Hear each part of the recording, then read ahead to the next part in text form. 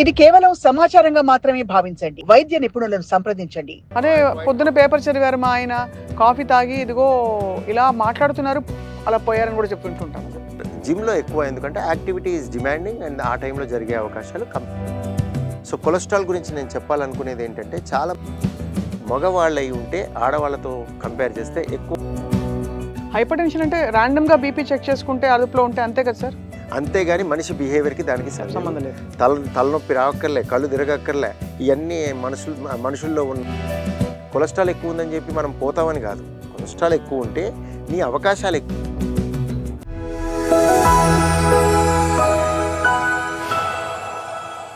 Because Covid తర్వాత insecurity పెరిగిపోయింది జీవితం గురించి. దానిలో కొంతమంది పిచ్చి పిచ్చి పనులు కూడా చేస్తున్నారు.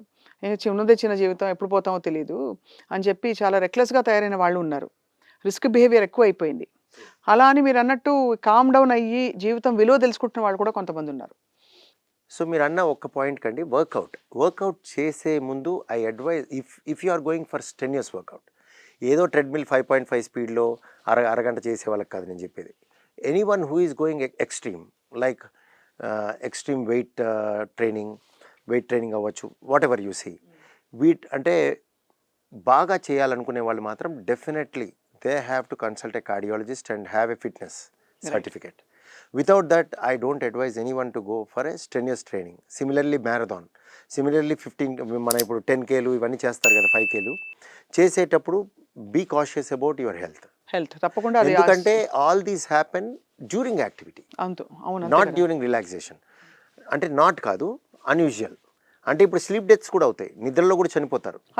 పొద్దున పేపర్ చదివారు మా ఆయన, కాఫీ తాగి ఇదిగో ఇలా మాట్లాడుతున్నారు, అలా పోయారని కూడా చెప్తుంటారు. సో ఇవి కూడా నాట్ అన్యూజువల్, బట్ జిమ్లో ఎక్కువ ఎందుకంటే యాక్టివిటీ ఈజ్ డిమాండింగ్ అండ్ ఆ టైంలో జరిగే అవకాశాలు కంపారిటివ్గా ఎక్కువ ఉంటాయి. ఇంకొక మాట మీరు కొలెస్ట్రాల్ గురించి అడిగారు.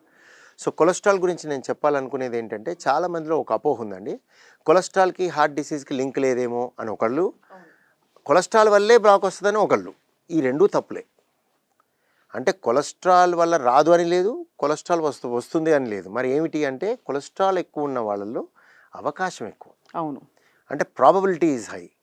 ఇందాక మీరు అన్నారు ప్రీడిస్పోజింగ్ ఫ్యాక్టర్స్ తెలుసుకొని జరగకుండా చూడటానికి ఏమన్నా ఉందా? సో మన చేతిలో ఏముందో మనం చేయాలండి. అన్నీ చేశాక కూడా కర్మ ఉంటుంది, రావచ్చు. అదేంటి డాక్టర్ గారు కర్మ గురించి మాట్లాడుతున్నారు అనుకోకూడదు, అది డెఫినెట్గా ఉంటుంది.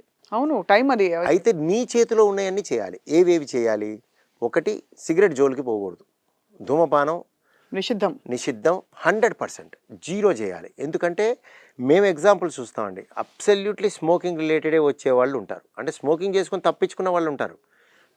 ఒకళ్ళు 90 ఏళ్ళ వయసు, స్మోకింగ్ ఆల్రెడీ 60 ఏళ్ళు చేసిన వాళ్ళు ఉండి నార్మల్ ఉన్న వాళ్ళు ఉంటారు. ఆ ఎగ్జాంపుల్ మీరు తీసుకోకూడదు. అవును, కరెక్ట్. అదే చూస్తారు, చెప్తారు జనం. 19 ఏళ్ళకి ఏమీ లేకుండా సిగరెట్ తాగి గుండెపోటు వచ్చి మా దగ్గరికి చనిపోయే పరిస్థితి వచ్చి చనిపోయిన వాళ్ళు ఉన్నారు. నేను లక్కీగా నేను చేసిన ట్రీట్మెంట్తో బయటపడ్డ వాళ్ళు ఉన్నారు. వాళ్ళు నాకు రుణపడిపోయి లైఫ్లో సిగరెట్ ముట్టుకోకుండా అయిన వాళ్ళు కూడా ఉన్నారు. అండ్ వేరే వాళ్ళని సిగరెట్ తాగద్దురా అని చెప్పిన వాళ్ళు ఉన్నారు. Cigarette can harm you to extremely bad levels. So సిగరెటే కాదండి, సిగరెట్, బీడీ, తంబాకు, పాన్ పరాగ్, జర్దా, అంటే మళ్ళీ ఇవన్నీ పర్యాయ పదాలు చెప్పకపోతే వాడు సిగరెట్ తాగకుండా నేను పాన్ పరాగ్ తింటుంటాడు. So any kind of tobacco is not allowed. సిమిలర్గా ఆల్కహాల్తో చాలా క్వశ్చనర్ మా దగ్గరకు వచ్చేది ఏంటి అంటే ఎంత తాగాలి అనే క్వశ్చన్ కొత్తగా. అంటే తాగాలా వద్దా కాదు, ఎంత తాగాలని అడుగుతుంది. అంటే మధ్యలో ఏదో 2 డ్రింక్స్ తాగమని చాలా మంది. లేదండి, అది తప్పండి. ఎంత తాగాలనే క్వశ్చన్ ఎవరికి? తాగుతున్న వాళ్ళకి. తాగని వాళ్ళకి కాదు. తాగని వాళ్ళు నేను ఎంత తాగాలని అనకూడదు, తప్పు. తాగద్దు. తాగేవాడు లిమిట్ చేయాలి, అంతే. తాగేవాడు ఎంత లిమిట్ చేయాలి అంటే దానికి 200 ml of absolute alcohol A week అని రీసెర్చ్లో కనిపించింది. It will definitely protect from heart attacks అని. దానికి ఆగాలి. 200 ml అబ్సల్యూట్ ఆల్కహాల్ అంటే ఒక beer per day, 30 ml of scotch per day. అలా ఎవరు ఆగుతారండి? తాగేవాళ్ళు ఆగరు, అసలు ఆగరు. అది సమస్య. సో తాగే వాళ్ళకి అది ఇది, తాగని వాళ్ళకి తాగమని చెప్పకూడదు. తర్వాత ఈ 2 హ్యాబిట్స్ విషయం. 2 బద్ధకంగా ఉండటం, అది కూడా చాలా బ్యాడ్ థింగ్. బద్ధకంగా ఉండకూడదు. అంటే కొంతమంది బాగా ఎక్సర్సైజ్ చేసి పొద్దున ఇక తర్వాత అంతా బద్ధకమే, కదలడు, అది కూడా తప్పే. ఓవరాల్ యాక్టివిటీ ఉండాలి. 1 hour 45 minutes a day at least 4 days a week moderate intensity exercise చేయమని మేము చెప్తాం. That is very good. So అది ఇంపార్టెంట్. దాంతో పాటుగా ఫిజికల్లీ ఇన్యాక్టివ్ ఉండకుండా ప్రయత్నం చేయాలి. అంతే. అంటే మిగతా టైం అంతా బద్ధకంగా కూర్చోవడం కాదు. You should have your movements and activity. So that is also going to protect you. Next వచ్చేసి ఇవన్నీ మనం చేసే పనులు మన చేతిలో లేని కొన్ని ఉన్నాయండి. ఒకటి ఏజ్, వయసు పెరుగుతూ ఉంటుంది. మీరు డై వేసుకోవచ్చు, మీరు యంగ్గా కనిపించడానికి ప్రయత్నం చేయొచ్చు, but still your age progresses. So ఇది మన చేతిలో లేదు. 2, ఫ్యామిలీ హిస్టరీ. మీ పై వాళ్ళు మీ చేతిలో లేరు. వాళ్ళకి ఆల్రెడీ గుండెపోట్లు వచ్చి మేనమామలు మేనత్తలకి చాలామందికి వస్తే నువ్వు జాగ్రత్త పడాలి. ముందు నుంచి అన్ని అదుపులు, నేను చెప్పిన అన్ని అదుపులో పెట్టుకొని డాక్టర్కి చెకప్కి తొందరగా వెళ్ళాలి. 20 ఏళ్ళకి వెళ్ళాలి. సో అది నువ్వు చేయగలిగేది family history. Next sex. Male అంటే మగవాళ్ళు అయి ఉంటే ఆడవాళ్ళతో కంపేర్ చేస్తే ఎక్కువ గుండెపోట్లు వచ్చే అవకాశం ఉంటుంది. వీళ్ళు కూడా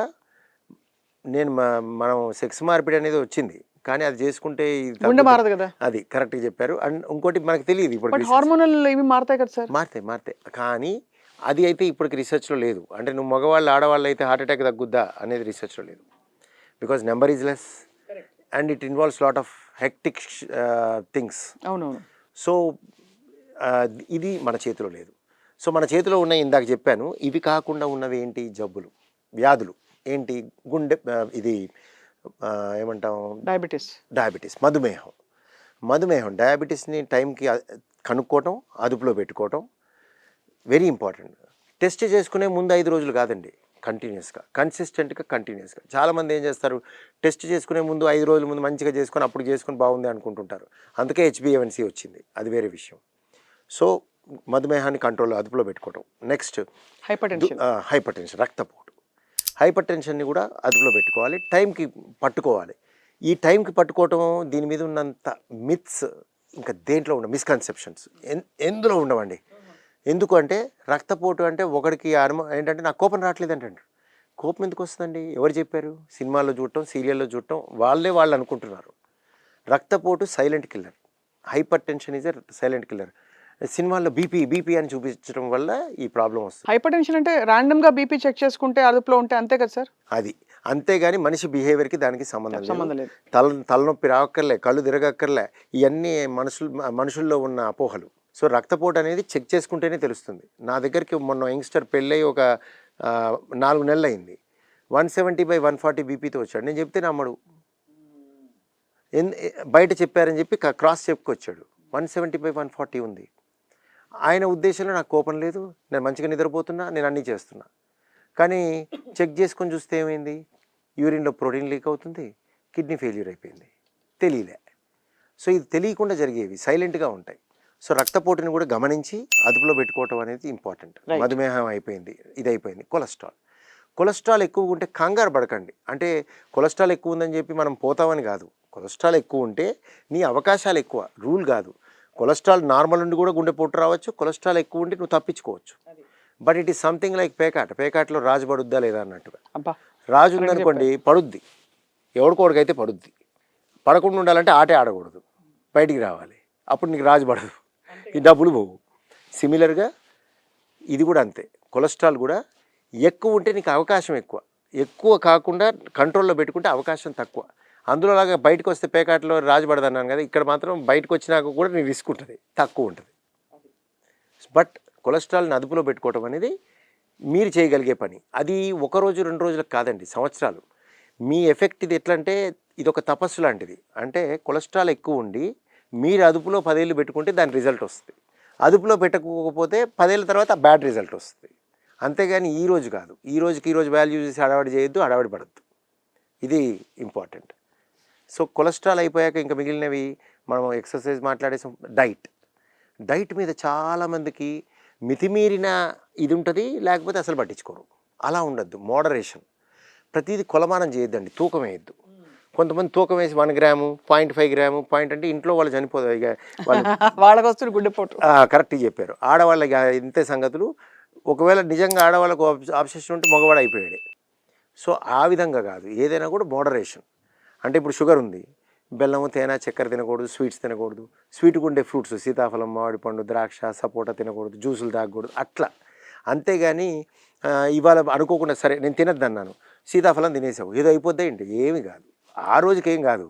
నువ్వు సీతాఫలాలు రోజు తినుకుంటూ పోతే అది ఎట్లాగో సీజనల్ ఫ్రూట్. అప్పుడు ఆ నెల తప్పించి తర్వాత ఏమవుద్ది? తర్వాత దొరకదు.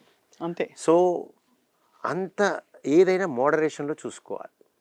సో డైట్ కూడా always fresh fruits are good for health. 4 to 5 servings a day. And ఉప్పు తగ్గించి తినటం, ఆయిల్ తగ్గించి తినటం. ఇంకా అలా అని చెప్పి ఇంకోటి స్పైసెస్ కూడా కదా సార్? స్పైస్ కూడా తగ్గియాలి. అండ్ ఈ చాలా మందిలో నాన్ వెజిటేరియన్స్కి వచ్చేసరికి మటన్ తింటే మంచిది కాదని మేము చెప్తాం. ఇలా అని చెప్పేసి వాడు మటన్ తినేసి ఒక రోజు కంగారు పడిపోతుంటాడు. అలా అయితే మటన్ ఈ మార్కెట్లో ఎవరిది కొనకుండా ఉండాలి. So it's not like that.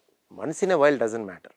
So anything in moderation, limitation చూసుకోవాలి. కొన్ని డెఫినెట్గా అవాయిడ్ చేయాల్సినవి ఉంటాయి. ఇప్పుడు equation is different from probability. ఇది నేను చాలామందికి చెప్తుంటాను. ఎగ్జాంపుల్ చెప్తాను. సైనైడ్ కొంచెం తినండి అని చెప్పంగా తీసుకుంటూ పోతాడు. అది ఈక్వేషన్. సీతాఫలం తిను, డయాబెటీస్ సీతాఫలం తిన్నావు, అది సైనైడ్ కాదు. తిను, ఏమవుతుంది? ఏం కాదు. ఈరోజు ఏం జరగదు. ఈరోజు కాదు, నెల తిన్నా ఏం కాదు. If you are consistently doing it, అది it might have an effect. So ఇక్కడ ఈ కాంటెక్స్లో సార్, ఒక 4 cups ఆఫ్ బ్లాక్ కాఫీ తాగితే, ఒకరోజు కాఫీ తాగిన వాళ్ళకి బాగా టాకికార్డియా వచ్చిన సిమ్టమ్స్ అట్లా అవుతుందా? డైరెక్ట్ కనెక్షన్ ఉంటుందా కెఫీన్కి? ఉంటుందండి. కెఫీన్ ఎక్సెస్గా తీసుకుంటే. ఎక్సెస్ ఆమె కాఫీ లెవర్ ఎగ్జాంపుల్.